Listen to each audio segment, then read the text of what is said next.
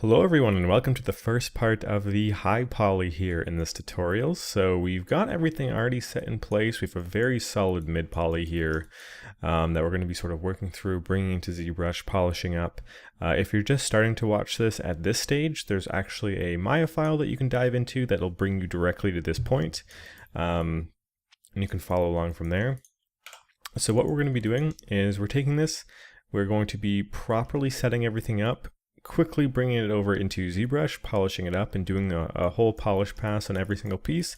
Then we'll add a little bit more specific damage and stuff like that. But this whole phase should be quite a lot quicker than what we did previously. We've actually set up pretty much everything we need to, so running it through ZBrush won't take too long.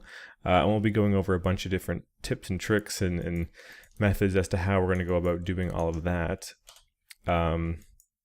Before we dive into that too much, this frame, we actually sort of went through it a little bit more of a different style compared to everything else. Since this was kind of the first thing we set up, we didn't do it as detailed as everything else. For example, these bolts here, if we go to our reference, actually have their own specific shape. We never really set that up. We just sort of placed them in there. So we'll just quickly knock those guys out. And we'll continue along just because, yeah, we just didn't do that off the start, but we really should have. So we already have everything lined up pretty much. We're just going to be cutting holes and setting that up and then actually modeling the screws, and we'll bring it all into ZBrush. Another thing that I want to do is I really want to round out these corners a little bit and round out some of the shapes in general. The reason I say that is because when we run it through ZBrush, it'll be giving us a nice polish, but the more round something is, the smoother the polish is going to pick it up quickly. So when we see something like this edge doesn't have as much of a smooth transition as this. So this will get over smooth compared to this. We just got to make sure it's all staying relatively even. Let me just, there we go. It was just showing where my UV seams were because I have my editor open in the other window. Just turn that off. So let's go ahead and we'll start with these two, and then we'll round everything out, and then we'll bring it into ZBrush, and we'll end up probably bringing in a couple pieces into ZBrush in this section. You'll see pretty quickly it's a pretty fast process. So yeah, let's start with these guys. So we already have the size of them. That's pretty nice. If we look at the reference, kind of seems like a ring with a line cut out. They all seem to be a little different. But I think that's kind of the main gist of it, is like a cylinder with a line cut out of it and then something poking through. I'm going to go off of this style where it's kind of like a Pokeball almost. So yeah, let's do that. I'm going to grab this guy, I'm going to smart duplicate, and we can center our pivot on that guy. This is looking a little low poly for me, so I'm going to select all these edges and hit Control B to bevel, and just double up pretty much all the edges there. We're going to have to go ahead now and cut a line through. Kind of seems like we got lucky, and we can just cut across like so, and it seems to be doing quite fine. The thickness seems about right, and the poly count is allowing us to do so, so I'm just going for this shape. With Control-Shift-X, I can get back to my cut tool and cut a line roughly there. And if we remove these guys, we can then extrude this back by holding Shift on these edges and dragging. Vertex, snap that in. Can bridge these two edges down by Shift right click, dragging down to bridge. And then let's make sure we just merge all those vertices together. Let's grab this ring here, minus these two edges, and just snap these back with a vertex snap. Do the same down here, just so we can eliminate all these edges that we don't need. Merge all those guys, and we're pretty much at the shape. We do have to cut a hole out through the middle, so we can just do that with a Boolean operation. So Booleans are always easiest when, if you're cutting a cylinder out of a cylinder or something like that, they have the same amount of edges, just so you can connect them up a lot easier. So what I'm going to do is just smart duplicate face once again, bring this guy out.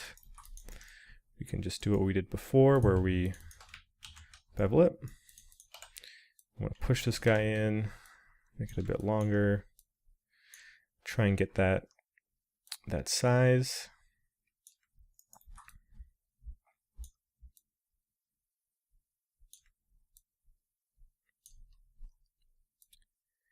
Seems to be about there. Freeze transforms and delete history on everything. Do a pretty standard Boolean, selecting our main mesh, shift selecting our Boolean mesh. It's on difference, and we can just delete history and base object, or I might want to shrink this down a little bit. I can select the Boolean mesh and scale it in.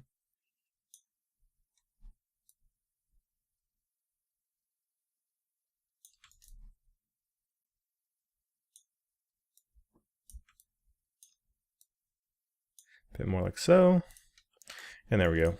So now I can put that back, and that's going to be the shape we're going for. There is this sort of cylinder in there, so we can set that up just like we've been doing with everything else.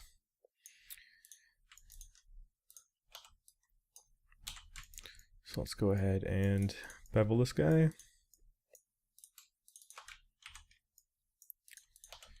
Can scale him down,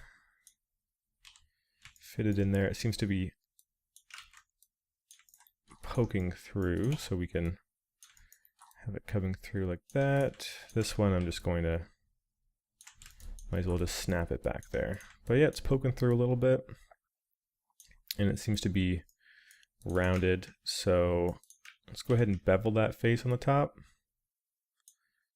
Maybe like a 0.15. Yeah, and that's getting the shape pretty good. Just so we can quickly remember, these are two different shapes. I'm going to color this one red, just so I remember that it's separated. We can now slap these guys back onto where they're supposed to be. A really quick way to do that, of course, is to just poke face on these, so we have a place to quickly snap them to. Shift right click will get us to that menu. And I'm just going to group them for now with Control G, just so I can select them both at the same time. Center pivot. Move the pivot to the back. All right, snap one there. Duplicate the group.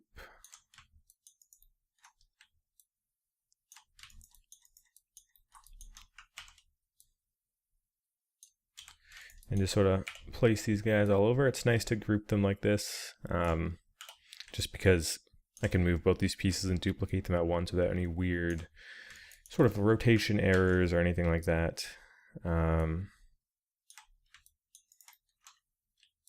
Slap those all around. And then if we go back to this mesh, we can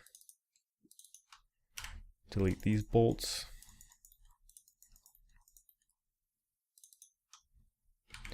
And this one I'm actually just going to drag to the side, so we're going to need it for Boolean purposes in just a second. One thing I want to do really quick is, since these appear to be some sort of screws or something like that, you'll never have them all be perfectly straight. So just give them a bit of a random rotation.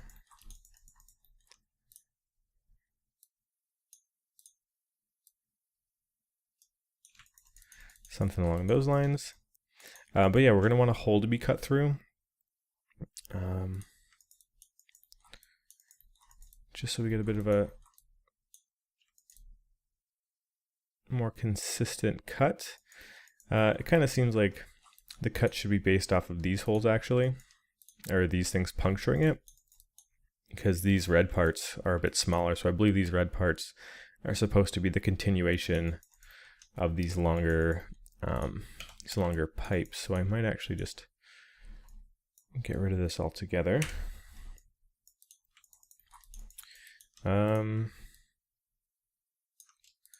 So what I can do with these two is duplicate them. Let's isolate them. We don't need any of this extra stuff if we're just Boolean or doing a Boolean. So I'm going to select everything, deselect,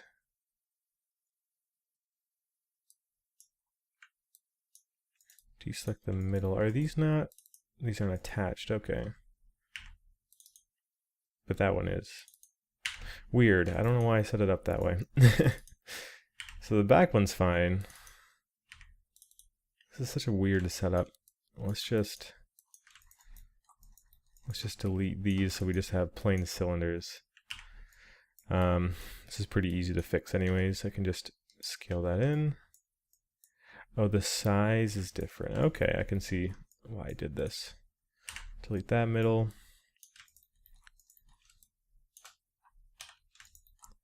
And just squash that in. Can shift right click, merge vertices.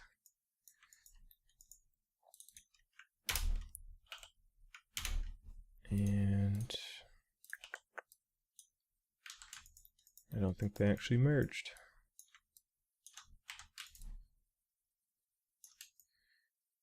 Merge vertices, maybe turn that up a little bit.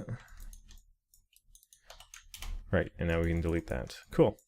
So I want these two to be the same mesh. I can just shift right click, combine. Now if we isolate these two guys, I want these to actually puncture all the way through.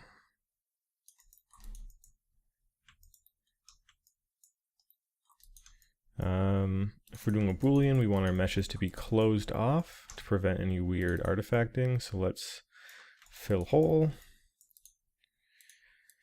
Can freeze, transform, delete history on these guys, and we can once again bring up our Bool manager. Make sure it's on difference, new Boolean operation, and clean up, delete history and base objects.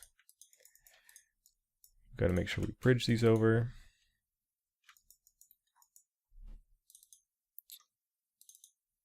Shift right click bridge. Not the same number of edges. Okay, it's because we have these things connecting and causing a few weird issues. Let's make sure we close these off.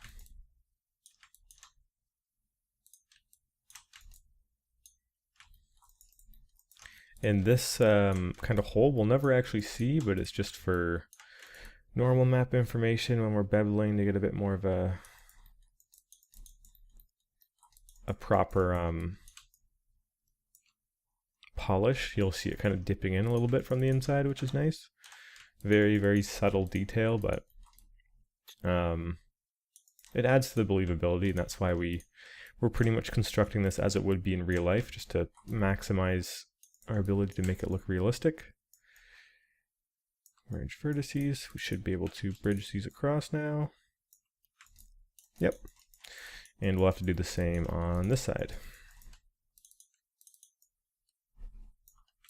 Okay, this one works. I'm going to assume the other one doesn't. But in the meantime, we can just connect these guys.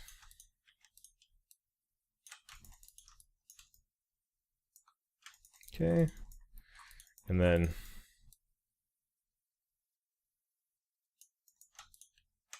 yeah, it's because there's extra edges here because these guys aren't connecting properly. But we should be able to bridge that across just fine. Cool. So that's that.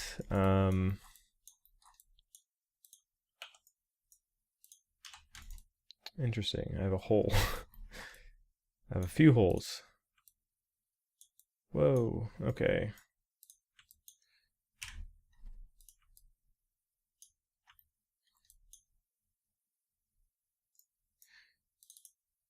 This must have been when I was experimenting yesterday with how this stuff was going to work. I'll just quickly clean this up. I'm going to bridge that across.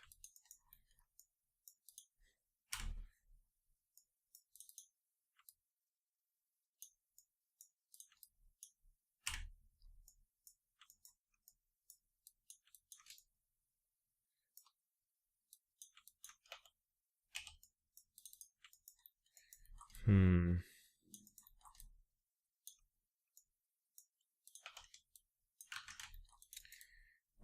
Let's see. Can bridge this. Surprised I overlooked this yesterday. I'm sorry. Shift right click bridge. Equal number of. Oh, right.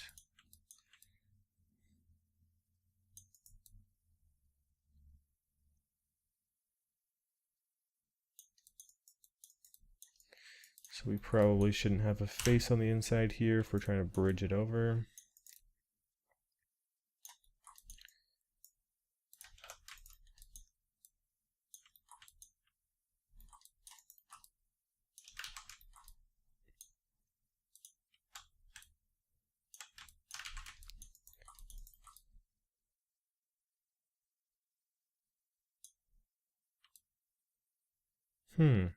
This is weird because this is connecting at the top here, but then it's angled in. Which means I'll probably have to pull this in a little bit.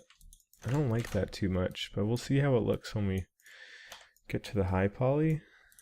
I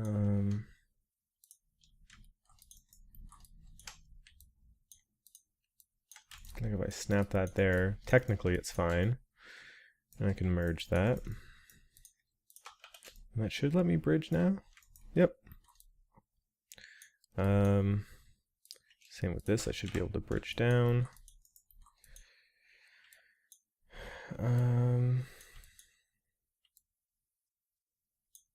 Should be able to bridge across. Bridge down, okay, that's working. Now I'm going to want to extrude this out.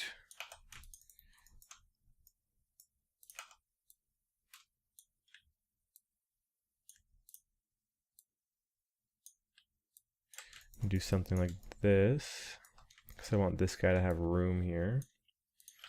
I can actually snap this all the way to the end. And we're almost there. If I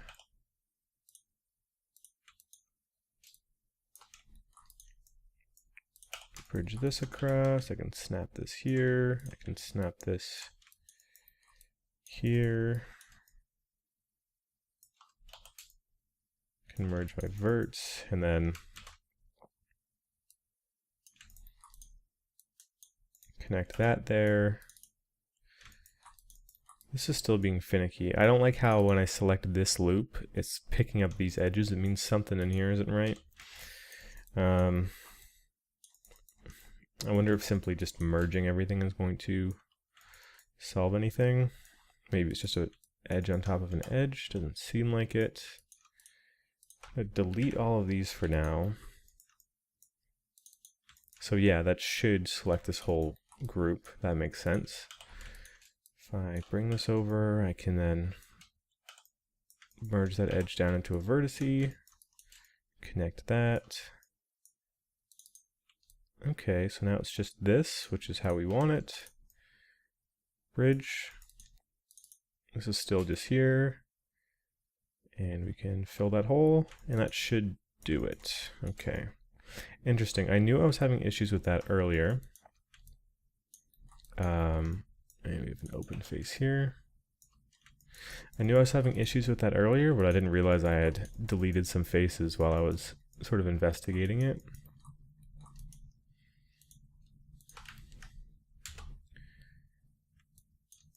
I feel like these long skinny triangles typically cause issues, so I'm wondering if I should just thin this out a little bit to give it some more breathing room. And yeah, this, not the biggest fan of how this turned out, but I suppose now that it's attached, I can just do that. Yeah, that works. Pretty good. Okay. Alrighty, let's merge everything. And yeah, the only thing we have left to do, oh man. I guess some faces just got deleted when we did the Boolean. I'm guessing that's it, because there's no way I would have overlooked something like that.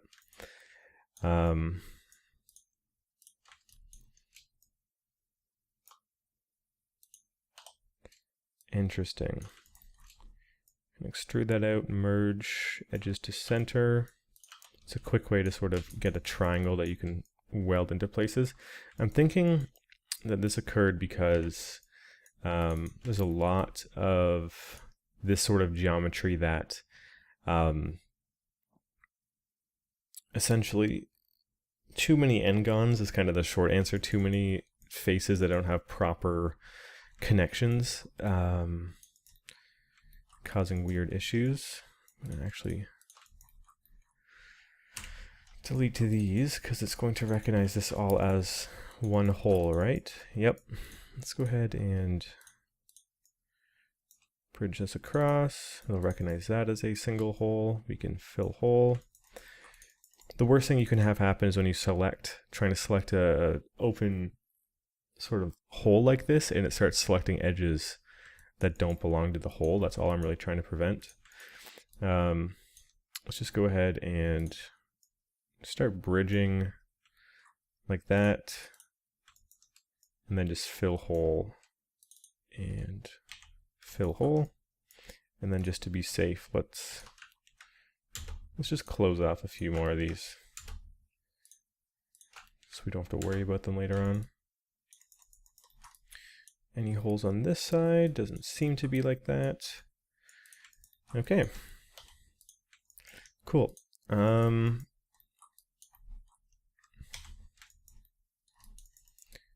So with that set up, let's go ahead and save this actually, just in case, we go back and the mesh is kind of corrupted or something like that. It doesn't seem to be that way, probably just because of over-utilizing the Boolean feature without cleaning up. But yeah, with that being said, let's save this mesh, and it'll be easier to move forward with sort of like a more confidence that our mesh isn't going to randomly explode, I guess.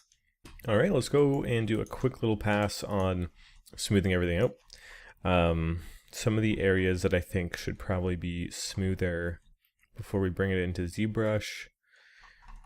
First thing is these guys. Ours is just a 90-degree angle. I'd like to have it softened out a little bit more, just so I don't have to rely on ZBrush polishing to do that. Polishing is more for like these smooth transitions here, or like this soft edge, or just like subtle, really soft edges like that. I don't want to have to crank it up to do something like that and risk ruining everything else. Yeah, like these very soft edges are nice, but that's not the same tool I want to use for something like that. So let's just do a very basic, just a bevel. With this, I ended up welding a bunch of vertices in off camera after the sort of blockout phase. There was just like edges hanging here with like some connected. I just merged them all in with vertex snapping. Very, very simple. And I'm just going to actually make sure I can see everything. Hit Control B.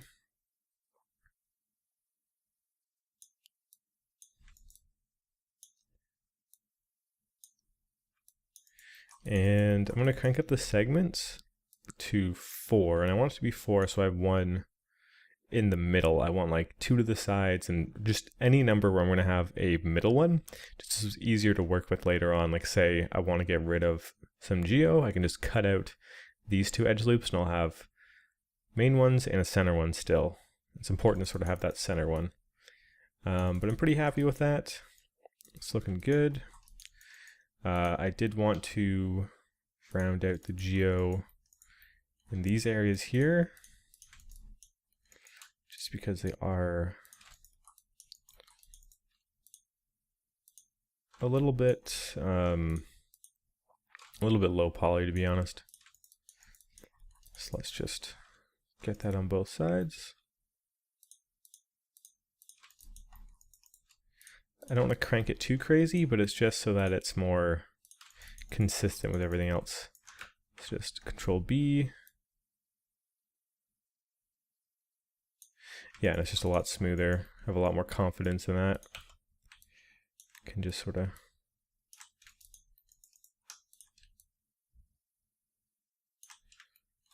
vertex snap some of these guys in.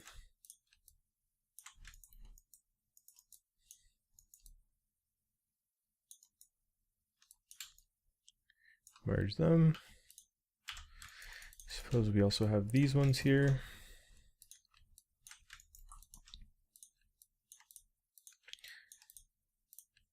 And then there's only one more area we should probably end up rounding.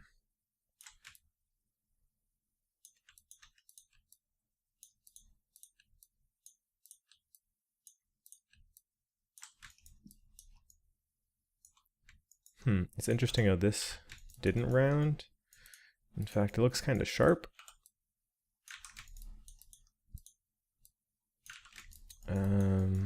Weird. Did I not select that? Okay, I'll just bevel it anyways.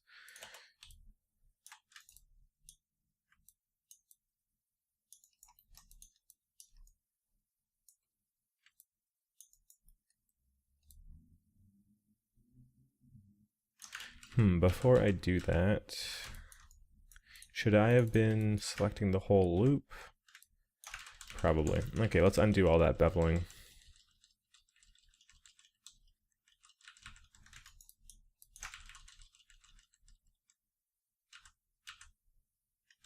Alright, so what I failed to do was I just selected the ends. It probably would have made more sense to select the whole loop and then just like deselect what's in the middle.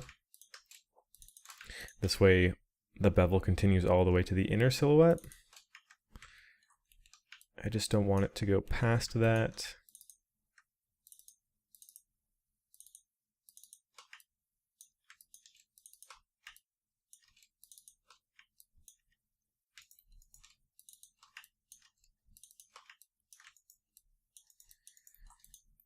Like this, for example, it's a big no-no. I just want it to be concealed on the silhouette and not go past that. Okay, let's get the same selections on this side.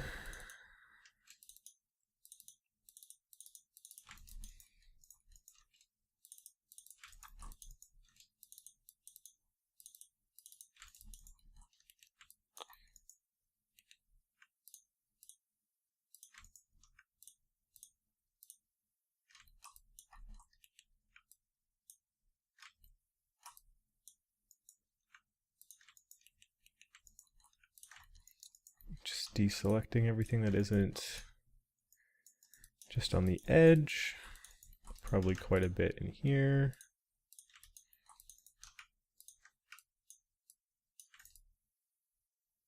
Okay, Control B.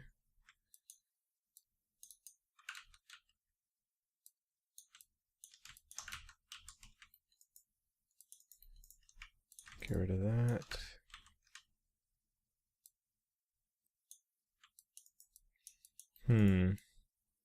It seems like something's bottlenecking it from beveling too much. Probably these guys. Yep. So we can crank that up a little bit, just get it all smooth. Looking good on this side as well. A lot smoother. I'm gonna move forward with that. And then the last thing is like, yeah, how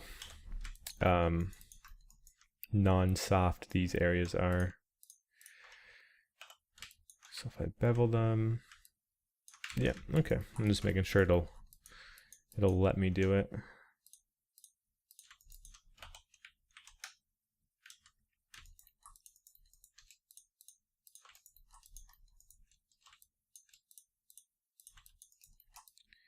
Grab those guys. I definitely should have just cranked it up from the start, because now we're gonna have to have a decent amount of kind of weird cleanup, because we have like these triangles.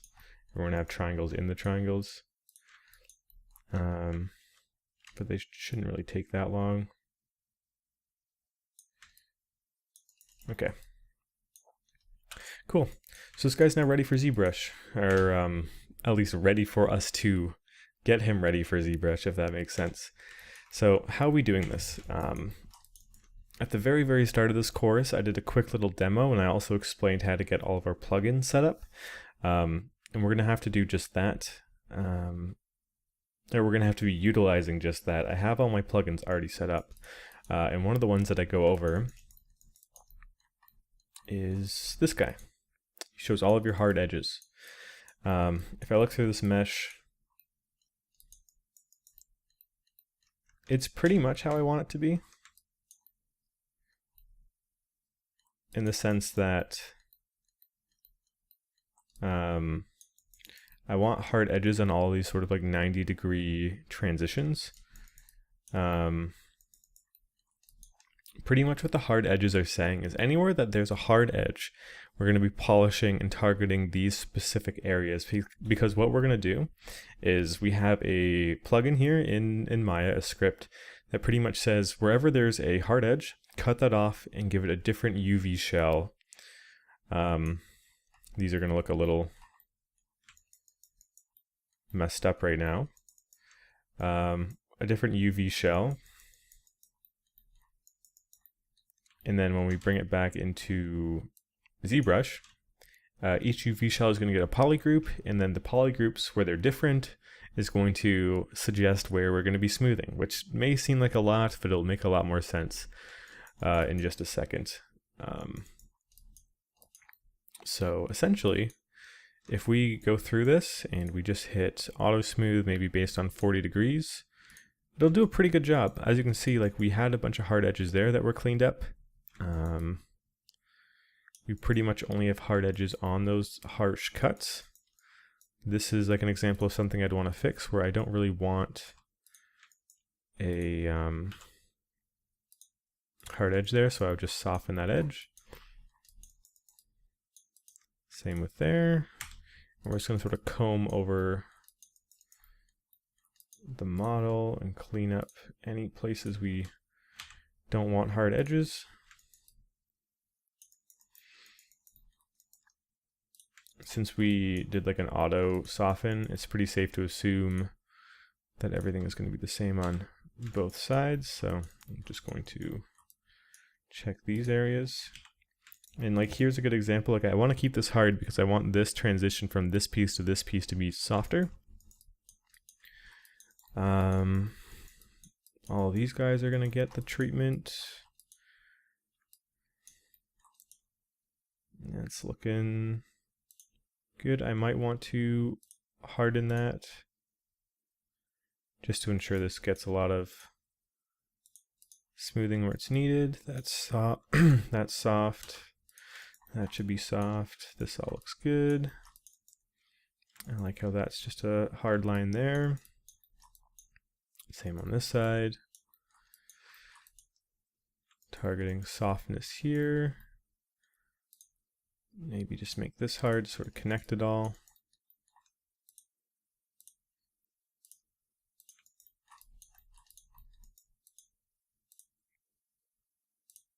Same with that one.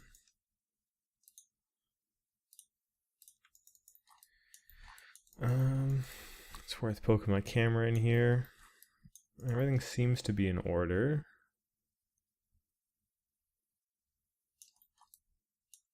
That's looking good. Right, so what can we do with this? Like I said, it has a lot to do with our UVs. Mine look very weird because I was doing some experimenting yesterday. But what we can do is we can kind of grab all of our faces and hit, mine is set to this checker, but this is going to be the script that says break up, essentially break up your UV shells based on hard edges. So if I click that, it says non-manifold geo. I expected something like that. But essentially we have each of our hard edge groups is a different shell, which is what we want. Now the issue is, like I said, there's non-manifold geo, which is essentially geometry that isn't exactly what it's supposed to be. It's essentially saying that the geo is kind of messed up, probably because of all the booleans we were doing. And when you have non-manifold geometry, it's not going to lay this out. Like An easy way to get this looking kind of organized would have been to go to modify layout, but it's probably going to pop up down here saying non-manifold geo. It's not going to lay out properly.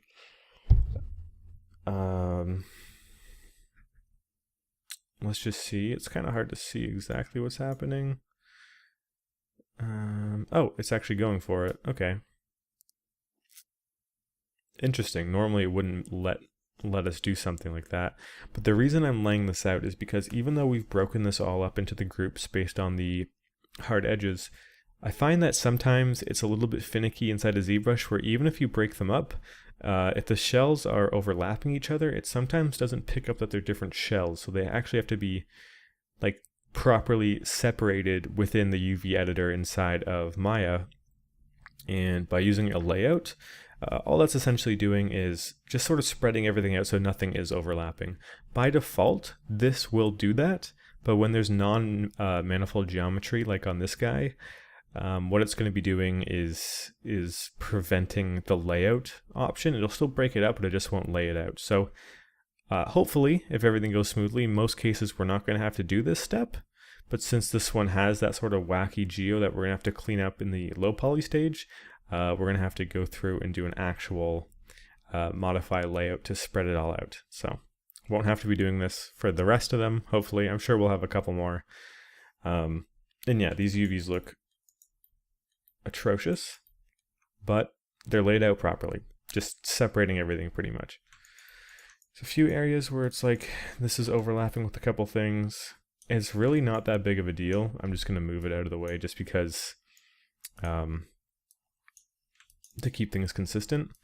So if I double click the hard edges as we set it up before in the first part, I can take that view off. I can bring everything back, and we can actually hit this button here, and this is going to be what sends it over to ZBrush. This guy selected, hit this. It's sending this mesh out into this specific folder we specified in the second video in this tutorial. It's naming it temp_01.opj. I'm going to close out of this, go into ZBrush. We're going to need to import it now. So instead of going to like a load tool or import OPJ or anything, all we're going to do is just grab something from a scene here, drag it in, hit edit so we can start manipulating it. And then these custom buttons we put in, the OPJ out and OPJ in, is going to sort of let us bridge between ZBrush and Maya really quickly. So OPJ in is going to essentially take whatever subtool you have selected here and replace it with the object we exported from Maya. In this case, the typewriter, or at least this section of the typewriter. Looking pretty good. We also actually added this metal material, which is going to make it a lot easier for us to see sort of hard edges, soft edges, polishing and stuff like that, just because it's shinier. So we added this at the very start. I'm just going to be bringing that in just so we can sort of see things a little bit more clearly. And yeah, let's start going ahead and polishing this guy up. There's definitely a few things to keep in mind with this. If this is your first time using ZBrush, I'm going to recommend that you at least have the basic knowledge of sort of maneuvering the camera and basics of the layout and stuff like that. We're not going to be doing anything too crazy. Essentially, all we're doing is bringing stuff in, dynameshing it, polishing it, and then we'll probably be doing some little edge damage in a different pass near the end. So nothing too crazy. We've pretty much set everything up that we need to set up in Maya already.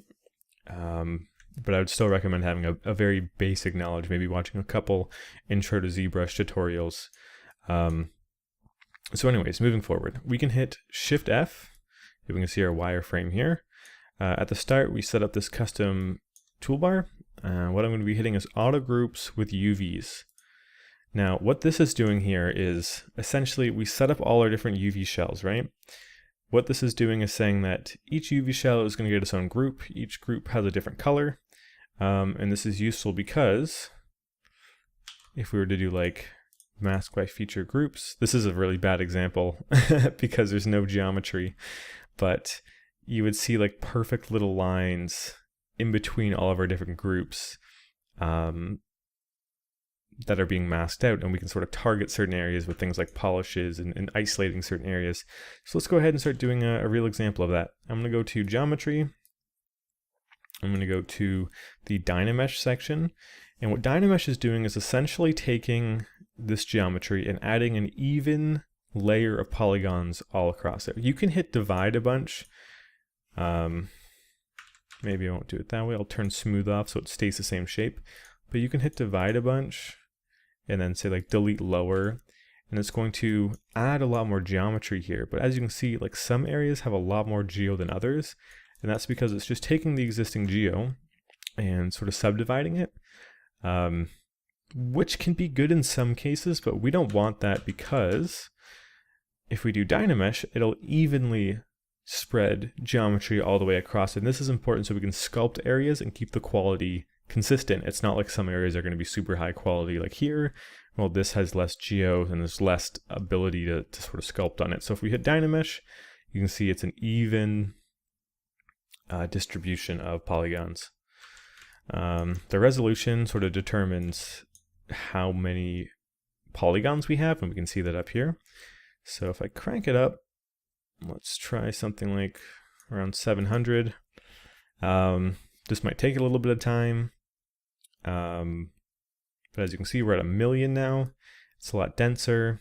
And if I hit Shift F to turn off of my wireframe, you can start sculpting things, chipping damage away, etc., etc. But we can also, and this is probably going to look bad, this is just an example, but we can also start polishing. Polish by features, start to smooth everything out.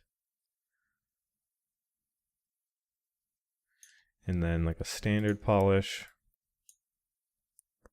And as you can see, we're starting to get that soft typewriter-y look that we wanted. Now those were just pretty basic examples. What I actually want to do with this is Dynamesh it a little bit more. I'm probably going to bring it to like 850. I feel like with this, 1 million might not be enough, so I'm going to hit Dynamesh. Crank it up to about 1.5 million.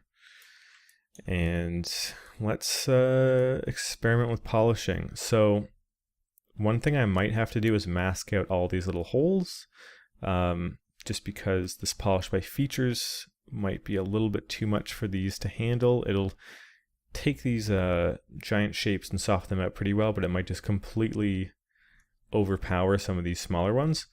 So each polish feature has 2 options.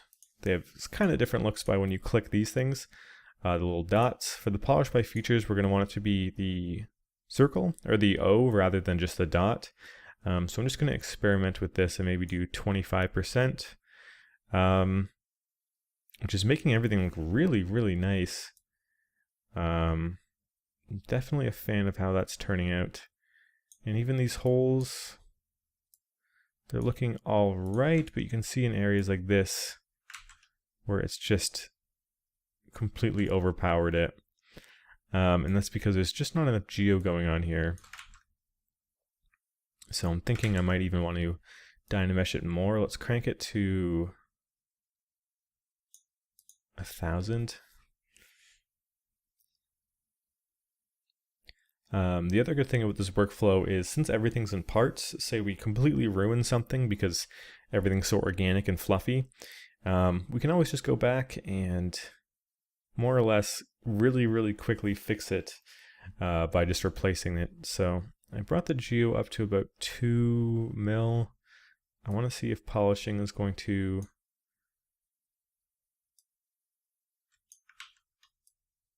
affect that area. So if I do like a 30, it's making everything else look really nice.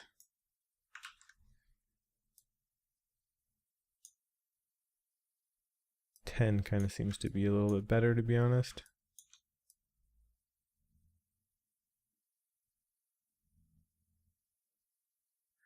I think the issue with this is it's too shallow. I want to see other angles really quickly. Yeah, some of these more shallow ones are starting to have problems, but you're starting to see also we get this nice little almost lip around everything, which is cool because it's all just going to be baked down anyways. But what this makes me want to do is actually bring this back into Maya and just really quickly take a lot of these holes and just push them in a little bit further. Because this isn't going to affect any of the like screw placement or anything like that. All it's going to do is ensure that we kind of just have more room to add more geo to stabilize it all. So I'm just sort of pushing these in, going into wireframe, making sure I'm not pushing it past their boundaries. Because yeah, you see the biggest issue is with this guy, and it has a very, very shallow cut. So I can just push that in a bit more. Same with this one. This guy was looking pretty good, but it doesn't hurt to do something like that. Those two are cutting all the way through, but this one isn't, so I'm gonna push that in. I also might want to bring that up. You don't want anything too close to the edges. This is another great example of that.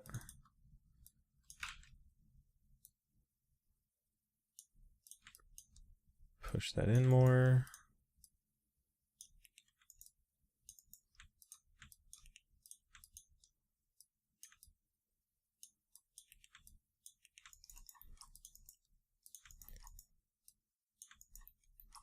And this isn't actually affecting our sort of UV groups or anything like that either. So we can just do this and export it immediately with almost no repercussions whatsoever.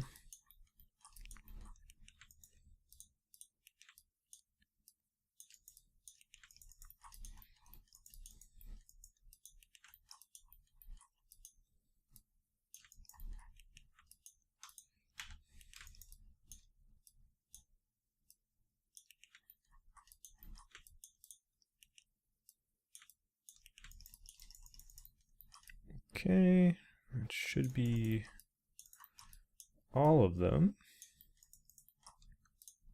And this guy, I think I could push in more as well. We'll just have to remember that we adjusted 2 screw placements. Make that 3. Yeah, we adjusted these, so we should probably change the screw location when we bring those in, and we'll probably end up bringing those in next.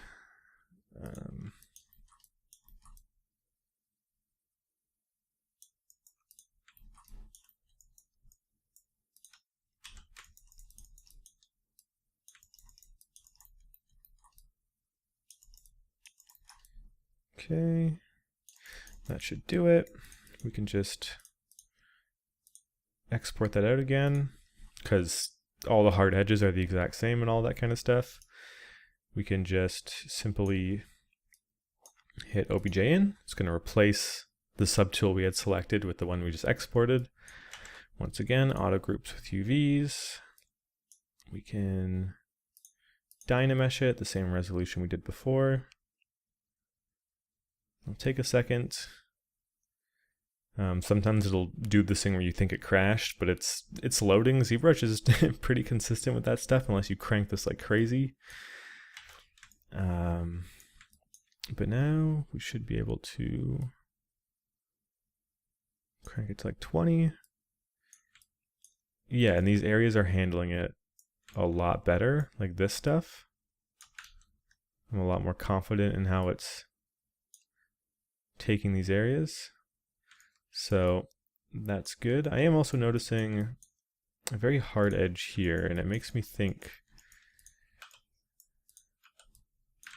something's going on. Weird. It might just be worth polishing it. Because yeah, there's these hard edges here. It's assuming, I think based on the angle, that it's not supposed to be softened out. We're getting it there and there as well. I'm going to bevel it. In order to do so, I'm going to have to get rid of those edges. And we'll put them on in just a second again. So let's select these.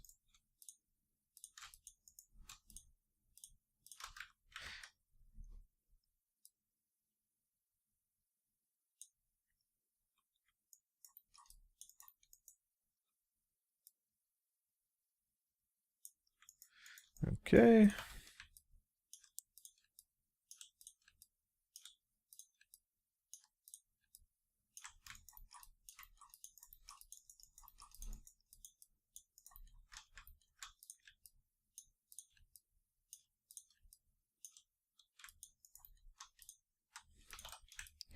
Just merge this all down. Merge that there. And connect these guys back up.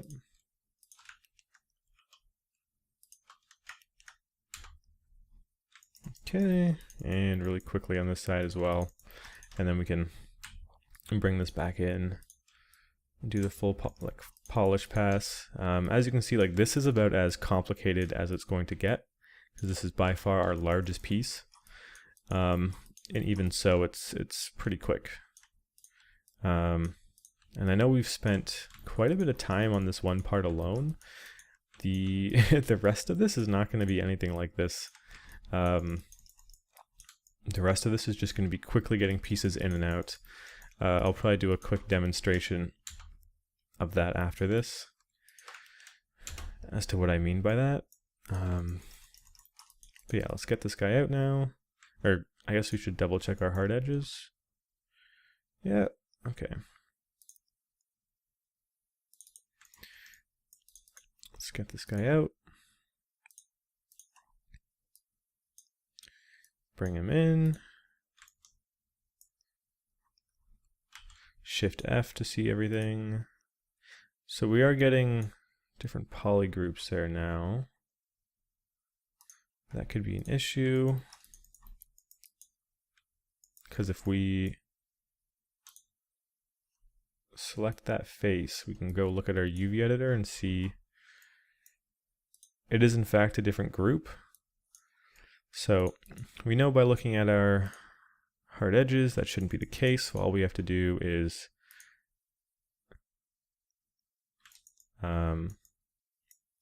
select everything, click this, it'll map it all out into some groups. And even if we select that area, yeah, it's already keeping it consistent. We're just going to have to go to modify, layout, it'll lay it all out again. Now we can bring it into ZBrush, do our polish pass, and then I'll say, well, we'll get the screws in there as well, and that'll show you just how quickly some of these parts are going to be. This is really like by far the longest. Like this first part of the chapter, in the same length that we spent to do just this one piece, we could probably get like the entire top done, or the entire like interior or something like that. You'll start to see it goes by a lot faster. Like the last part, the mid poly / block out, like that was what, 38 parts. This I'm expecting to be honestly half of that, if not less than half of that, hopefully. It would be nice to keep it that way, but there are a lot of parts, and I'm probably kind of underestimating how long that will actually take. I'm also starting to think that I should probably make each part a little bit longer, just because when I was making the last part, the amount of time I spent rendering and actually uploading those parts to Google Drive completely outweighed the amount of time I was actually just working on it. So if I was just working on more of this as I went, I could probably mitigate the amount of time I spend doing kind of that extra work. But nice, we have that broken up. We can send this off. I'm going to close that. We can obj in. Now if we auto groups, it's all one continuous group, we're not going to get that weird artifact, which is perfect. The other side is the same. I love it. Let's do our Dynamesh.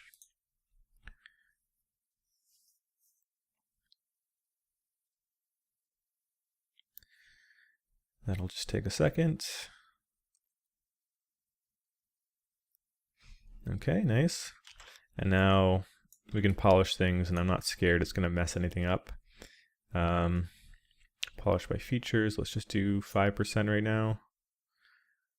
You can still see some of these edges, softening it out pretty solidly though. I might want to just do small increments so it's not overpowering any areas. Something like that. We're getting these very good holes everywhere.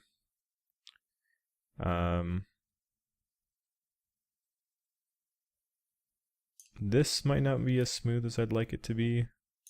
Same with like this area. Like if I were to crank it, it would probably take care of those areas, but as you can see, like these holes are disappearing.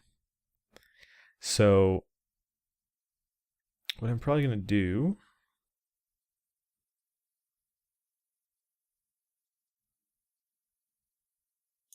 is mask out some of these more delicate areas, then do those passes, and then do separate passes on these small areas. Like for example, if I were to polish by features here, it completely destroys these holes. I don't know who that is. So holding control and clicking and dragging, I can mask out certain areas. So if I quickly mask something like this, and then I were to do polish by features, these guys wouldn't get affected, and then I can invert the mask by control clicking, and I can polish these guys like 1%. And you can see what I'm getting at. It's just a lot more controlled.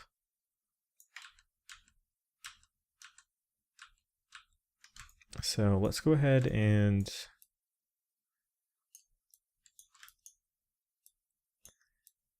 kind of grab all these really small ones that might be problematic. This is a good example of one. Just masking it out, holding control. These ones, I'm debating if I should do them. I feel like I might as well.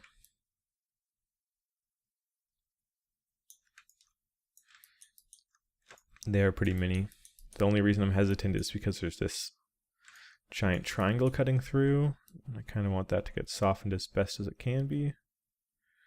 But I can avoid most of it that way. I feel like there were small holes somewhere else, wasn't there, on the inside? No, they all seem pretty... Oh, there's one.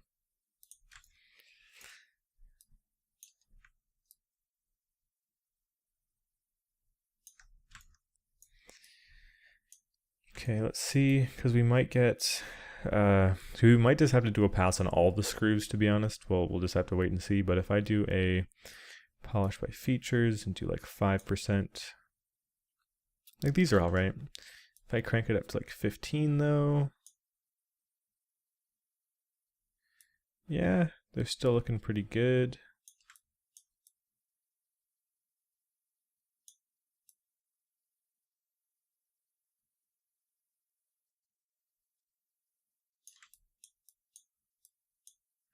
The thing is, I'm used to just cranking this up to like 50 to really soften out some of these areas. And it's making a lot of it look kind of doughy, isn't it? Let's start with like 30 or 20. Let's just do 25.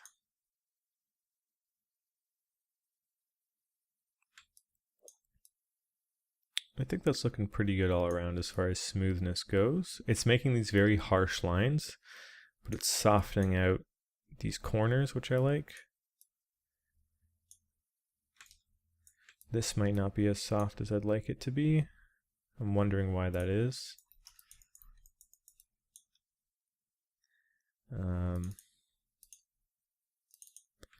Probably just because like, these aren't actually softening it out as well as I'd like it to. So I'm actually going to physically adjust these to make it softer.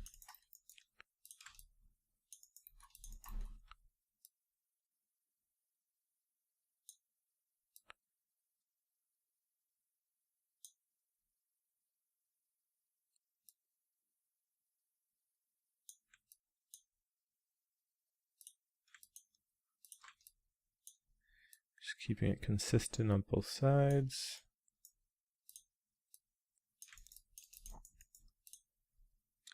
Get this out of the way. And then, honestly, I feel like I need to bevel that again. Oh, right. I have to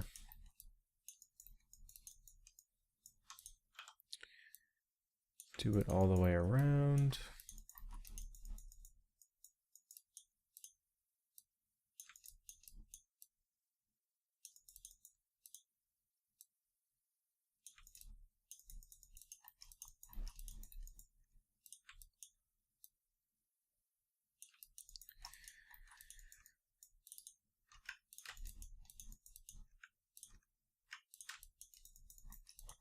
So it would look something like this. There just isn't enough geo there. So if I bevel it,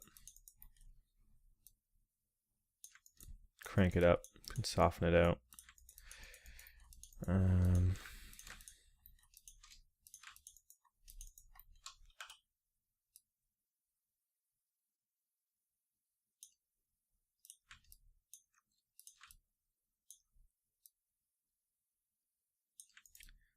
Much smoother that way. Just want to make sure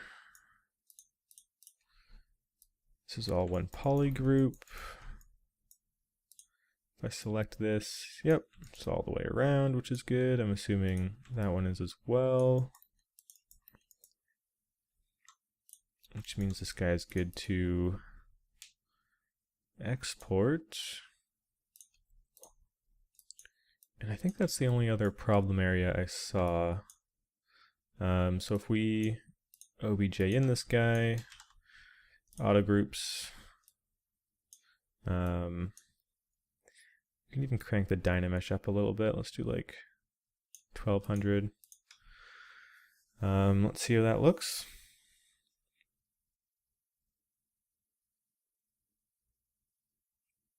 Obviously it'll take a little bit longer to load. Excuse me, because there's more stuff being processed. Right, so now we're bordering on 3 mil.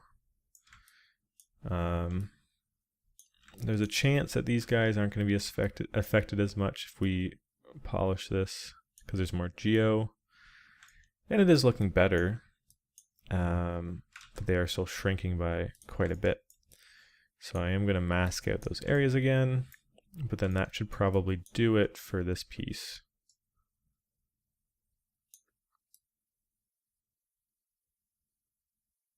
You can change the size of your brush by hitting S and changing the draw size, or using the square bracket keys kind of near the enter and backspace part of your keyboard. And just to get it to be a bit more fine.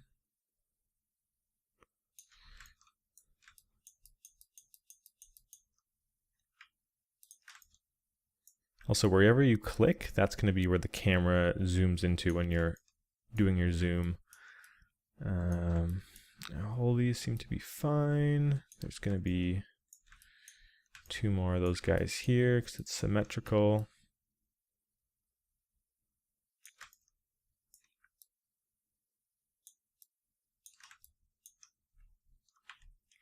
Can actually shrink that because I don't want to get the edge.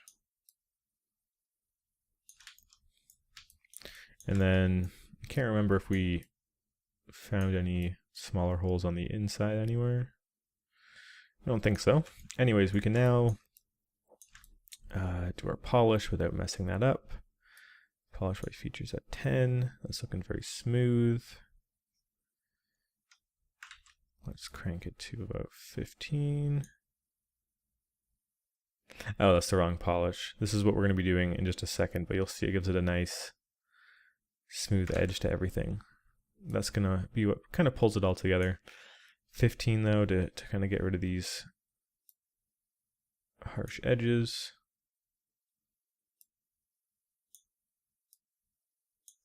Everything's looking pretty smooth.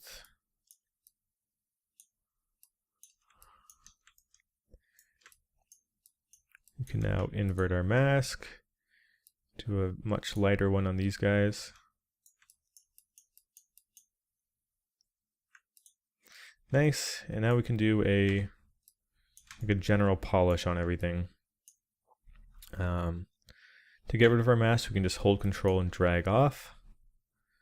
I'm going to polish everything by 5 because it's a very subtle, nice kind of crease to everything. It kind of makes me want to keep these masks on just so I can do a larger one first. Let's see what a polish at 15 looks like.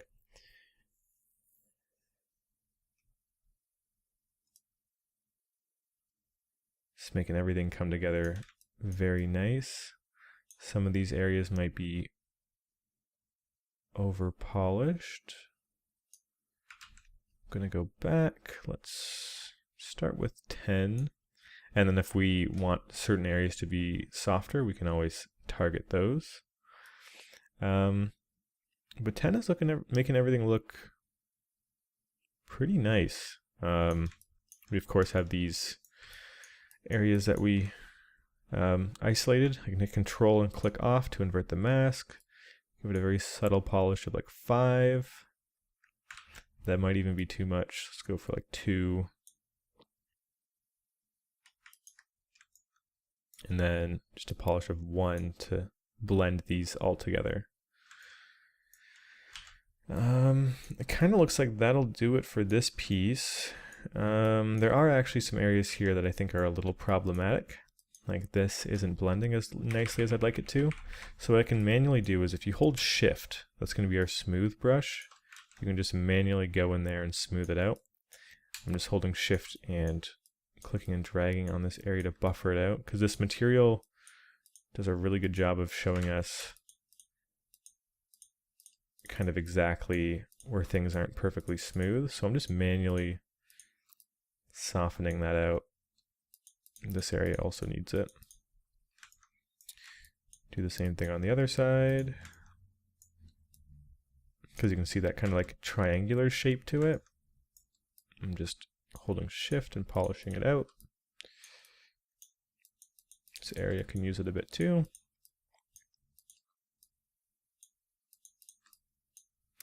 And here as well.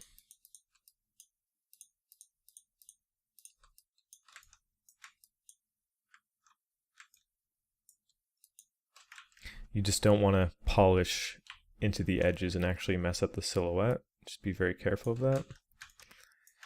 So with this, what I'm going to do is mask out this area because I don't want to mess up that. But then just kind of buffer around it. And then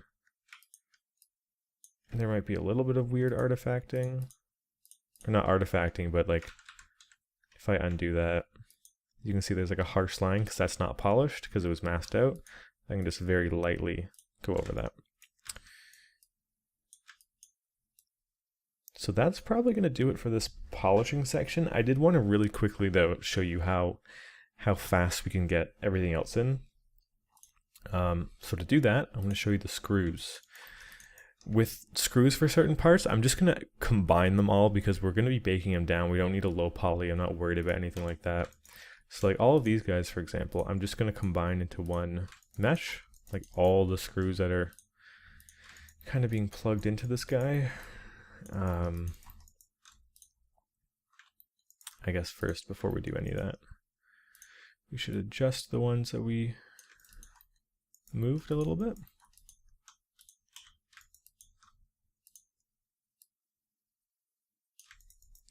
And we moved other ones too, didn't we? We moved...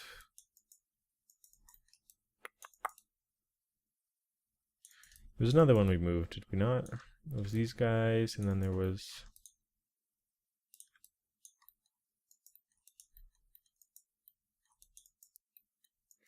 It wasn't these ones, was it?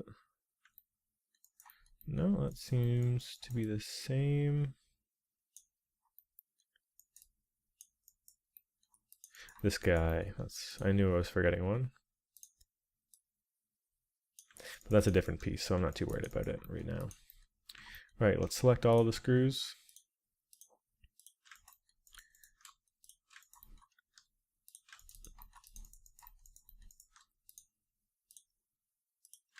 And like I said earlier, I'm just selecting the screws that are going into this piece specifically.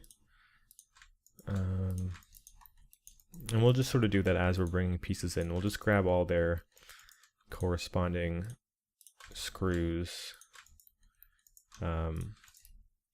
Just to keep it nice and organized that way. We also have these little guys. And then looking underneath, I don't think we have any other ones. These aren't actually puncturing in, so I'm not worried about that. So let's go ahead and do a mesh combine on these guys. Now these are all their own pieces, so I really don't care about their hard edges or their poly groups or UV borders or anything like that. So I'm literally just going to take these, export them out, and go back into ZBrush. We want to bring them in, so we can just go to Subtool. Append is going to be bringing in a different object, so I'm going to hit Append. Let's just bring in a Polymesh 3D, so it'll bring the star in. We can select that, hit OBJ in. It's going to replace that with our new mesh. And as you can see, like they're already like done pretty much. I'm still going to go through. This is just habit to auto group with UVs, but I can just go through and let's also dynamesh them maybe at like 500. Maybe not. Actually no. These screws, since they were part of a kit. They already have their geometry evenly distributed, so what I'm just going to straight up do is divide with smooth on, delete the lower subdivisions being the different smoothness, so you can see that they're very dense, and I can just straight up polish by features to get rid of some of the surface noise. Or a standard polish would probably do that better. Yeah, and now I can also go in and like sculpt on these. If I go to go to my brushes and do like a trim dynamic. I'm not going to do this pass now, but I can like beat up some of the parts where you might be screwing the actual bolt in with. One thing I do want to do quickly is just a pass to make sure that they're all sort of nuzzled in there properly.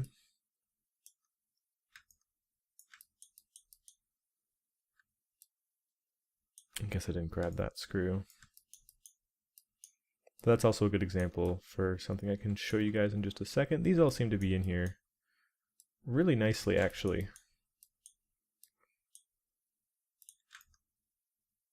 Same with that one. It might have just been this guy I'm not totally content with. I'm trying to find examples to teach with right now, but let's say I think this is a bad example of a screw being in there. I don't like exactly how it's positioned, blah, blah, blah.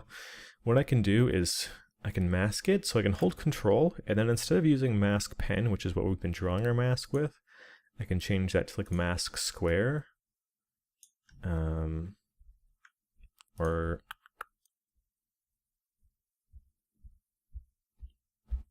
mask rectangle probably. Yeah, and select that stuff. I can hit Control and click to make sure that everything else is masked, so we're not affecting it except this screw.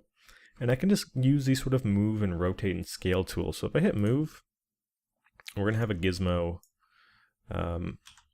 somewhere in the middle, which isn't very helpful. But we can alt click where we want our gizmo to go. And now I can move this screw. I can rotate it. So in this case, I'm going to rotate it a little bit this way. I can also scale it like so I can see the edges a little bit better.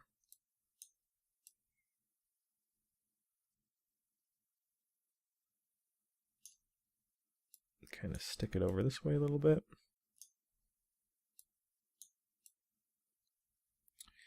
Something like that. And then when you're done, just, I like to hit edit twice, just make sure it's turned back on. Can unmask everything. And we got that in. The final thing I'm going to go over in this part is, I forgot a screw here, so I'm just going to show you how I would go about bringing that in.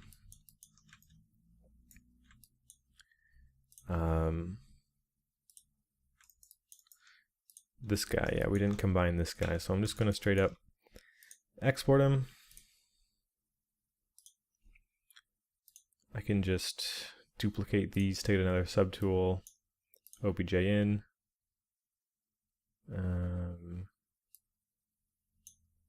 Maybe not. It looks like it's inverted for some reason. I'm going to delete that. Let me just freeze transforms and all that. Export it. Sometimes you'll find it imports it funky.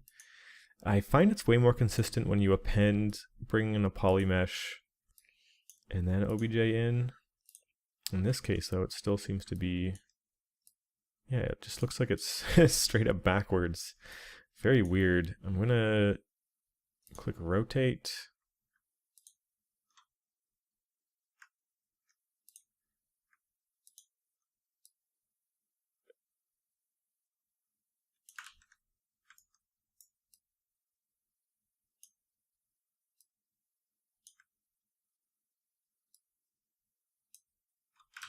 It looks like it's inverted even. Very weird. Let's see what we can do about that.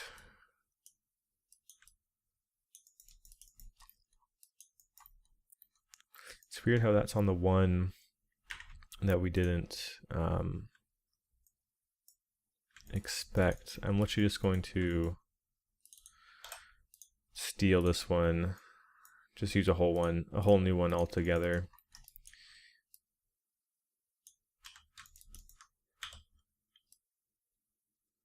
Rotate that into place. Scale it down a little. Rotate it. Freeze transforms, delete history.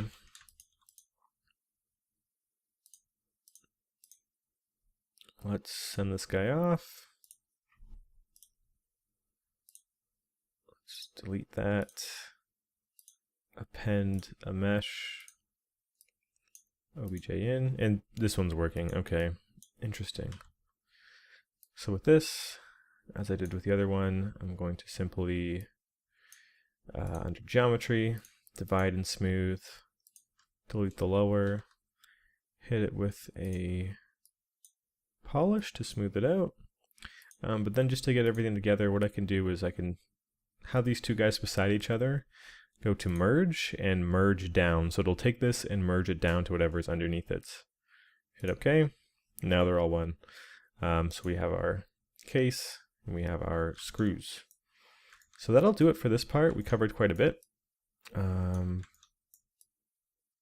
Right, these holes are supposed to be like that from what I remember. So that'll do it for that part. As you can see with how fast we got the screws done, everything else coming through was going to be like insanely fast. But we got a lot done in this part. Thank you guys for watching. Hopefully you learned something with this. And you can see how we're going to kind of go forward with this sort of method. The last thing I'm going to show you is how to save in ZBrush, because there's like 12 different ways to save. You can save your subtool, you can save your documents, but we're going to be going to File, Save As. We're going to be going to wherever you're saving all your stuff. Mine's in typewriter tutorial. Call this ZBrush, and I'm just going to name this highpoly_01. What this does is this is the largest sort of file that you can save at a ZBrush. It's saving all of our subtools, all of our mini documents in here, but it's keeping it all in one place. So I like to save that way. It'll probably be the most consistent for us. But anyways, this part has probably been going for quite a while, eh? An hour and 20 minutes.